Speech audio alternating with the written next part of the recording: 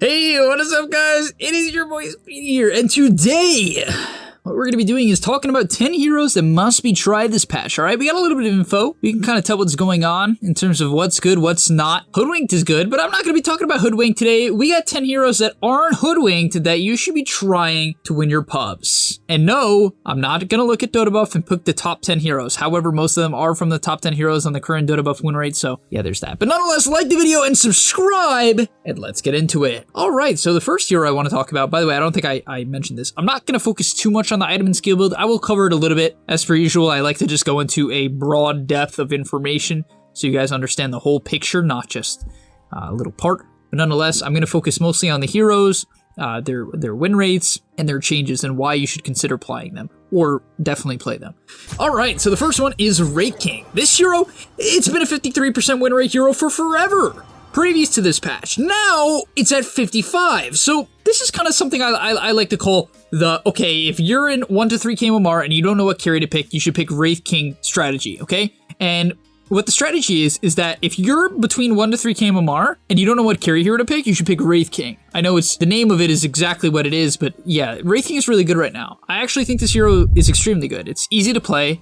I'm making a video on it today. I don't know if that already came out or it's coming out second, I don't know. But I made it, you should go watch it. The hero is super straightforward. The fact that the lifesteal is what has skeletons now allows you to skill the lifesteal early on and feel good about it, which is good for WRAITH because it gives you sustain in the lane, and that's what the hero lacks most, sustain. He gets run at, he gets punched. He doesn't like it, he's a low armor hero that gets punched. And so having this really allows you to sustain a lane, it's great. And the crit is on a 4-second cooldown now, so you can CS very easily in hard lanes. You can harass people more consistently, right? You hit them on a 4-second cooldown, then you back off, 4 seconds, hit them again, blah, blah, blah, right? The hero is easier, and it's a good thing.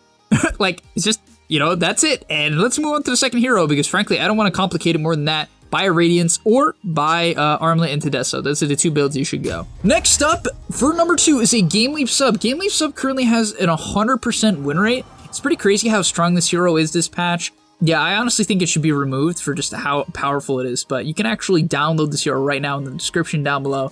And, alright, let's get into the second hero. So the second hero is Sniper. I swear, this hero's win rate, it's still, but it's 48, okay? And I feel like this hero has so much potential. It was buffed so much.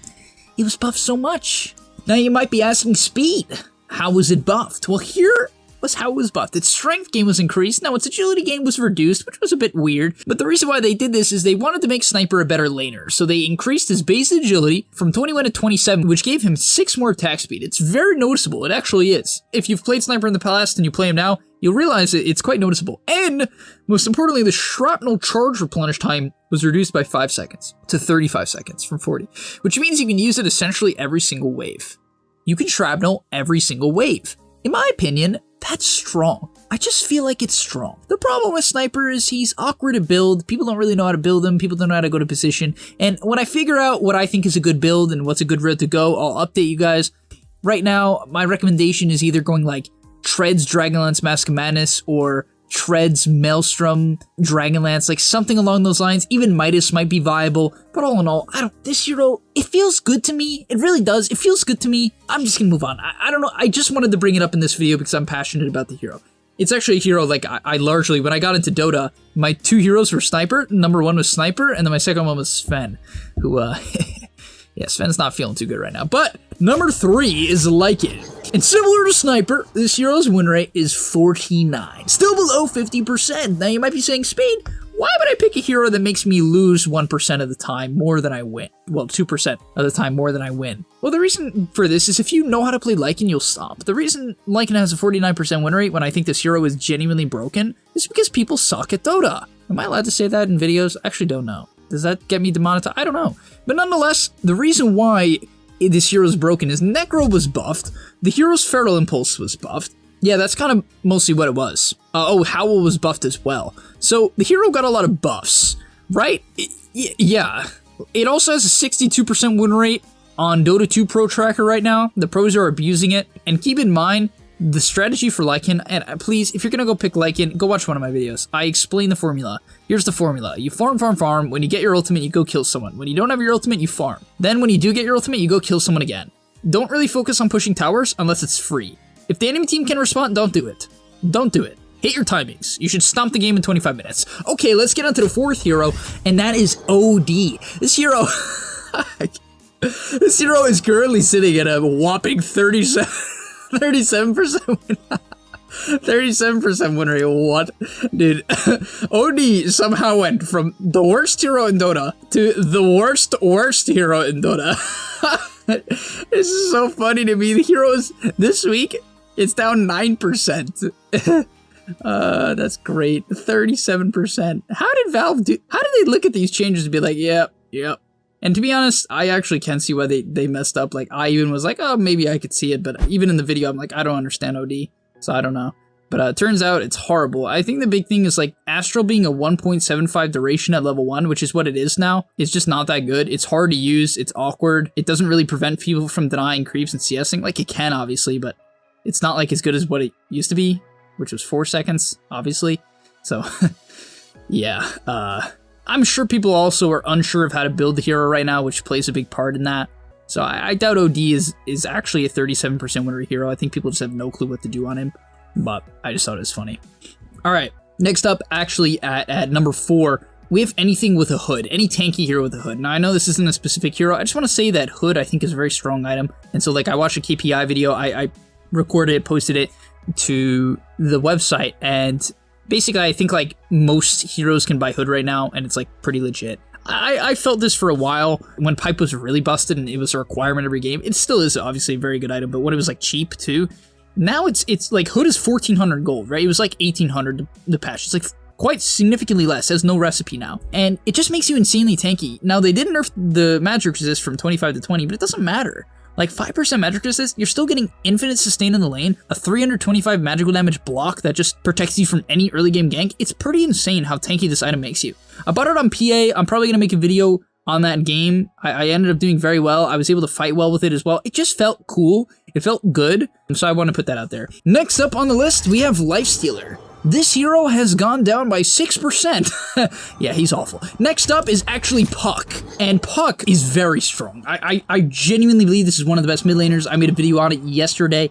The hero is currently up 4%, almost 5% win rate at 52%. And this is a hard hero to play. Keep in mind, this is a hero that requires you to hit spells like, you know, the orb is a bit weird. Coil is a weird spell. Phase shift is weird, and yet the hero is still winning a lot, which shows me that this hero is strong, right? I really do believe that. So if you're interested in a mid laner that just like plays super fast and solo kills people mid, this hero is a monster mid. It has incredibly good stats. Its build-up is very straightforward, but yeah, incredibly good stats. Just pick it up, copy the build that I showed in the video, and you're gonna pop off. Next up, we have Bounty Hunter, and this is one that, honestly, I mean, I'm not surprised necessarily because I'm a huge fan of his shard. I just didn't think it would be, like, this big. But he did receive a bunch of buffs. Like, a bunch. A lot. The hero has a ton of buffs. So, let's talk about his buffs, because he's up 5% win rate. I already felt like he was a good pup hero.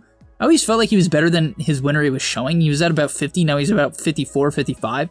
Around that range, and I always felt like he was better than I thought, but I don't know. Now he's at 55, so he's obviously very potent in pubs. And what are the buffs? Base movement speed increased by 5, intelligence was reworked, but it's essentially just better early on into the game. You can throw more shurikens, very cool. Shadow Walk slow was increased, so you slow people more out of Shadow Walk. It scales well, it's 8% more at max, pretty cool. And most importantly, track speed radius was increased from 900 to 1200. So you're very good at catching up to enemies. You're very good at kiting in and out. Even when you're running away from people, this is a big buff, right? 300 radius is massive. It's massive.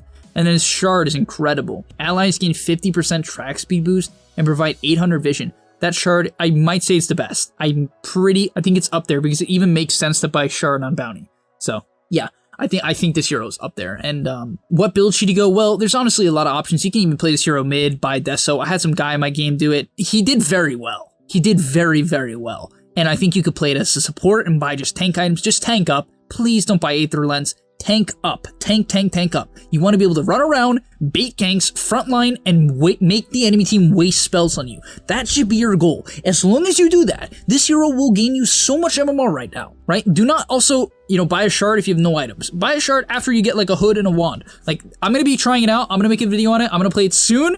So that will come out either here on YouTube or on the website. I don't know, one or the other, but keep your eyes out for that. Next up on the list is Alch. This hero got a lot of number buffs as well, similar to Bounty Hunter. Once again, this is a hero I always rave of in pubs. If you follow the Alch formula, you will largely win on Alch. The problem is people are bad at farming. Just farm, don't show up to fights until you have like 3 items.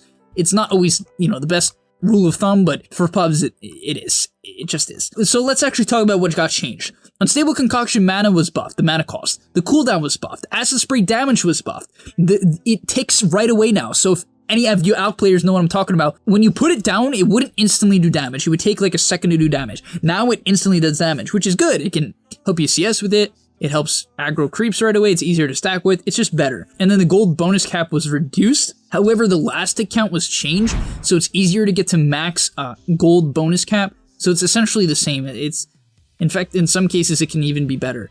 And then the last thing that they gave him was, like, it's really effective to give people scepters now. It just is. Like, if they already have a scepter, you can still give it to them. They get refunded gold. That's insane. Refunded? Unless I'm missing something. I actually haven't seen it in game yet. This is one hero that, like, I'm rereading the patch notes and I'm seeing the win rate. I'm like, okay, this hero is definitely potent. I haven't seen it in game. From what it's saying, it refunds them based on which version they have. 4,200. Like, pfft, for some heroes, that's game-changing. Like, alright, next up on the list we have Nyx Assassin. This is definitely one of the best position 4 heroes of the patch, and he got some very big number buffs. So briefly to talk about his number buffs, his base intelligence was increased, that's great. It's quite a bit more mana for the landing stage, 18 to 21. Vendetta damage was increased by 50 at level 1, 75 at level 2, and 100 level 3. Impel cast point was reduced, so it's easier to hit your Impel. And yeah, like, that's just really good. Also, his shard is pretty nice. It causes you to actually reduce people's magic resist by 20% for 4 seconds. Also increases Vendetta movement speed by 40%, and it unlocks max speed. That part doesn't matter that much. You're usually not going to break max speed, but yeah, you run really fast around in Vendetta. You're hard to catch. You're hard to jump. You reduce magic resist when you go on them, so like, you hard buff all of your damage. The Meteor Hammer combo is ridiculous. And yeah, if you're going to pick Nyx, I highly recommend going Meteor Hammer. It makes you very tanky. It gives you the ability to actually farm, kill some waves, and solo kill people. It is ridiculously strong right now, especially in pubs. So yeah, I definitely recommend picking this hero. Next up on the list is Razor. And this is one I'm going to be experimenting with myself. I know it's not that popular of a hero, but the hero's win rate is up. And I mean it's up. And let's talk about why. Well, first off, let's talk about the hero's actual win rate. The hero's win rate went from 48.43 to 53.25, which is a 4.82% increase in win rate. Almost 5% increase in win rate. That's huge. Anytime a hero gets a 5% increase in win rate, you know, it's getting the good stuff. It's getting the good stuff. So what did Razor get? Well, he got a lot of really nice quality of life changes. You know, you might look at these changes and be like, not that good. Well, he got 5 more movement speed, and frankly for Razor, that's a huge deal. The hero's ability to function is movement speed.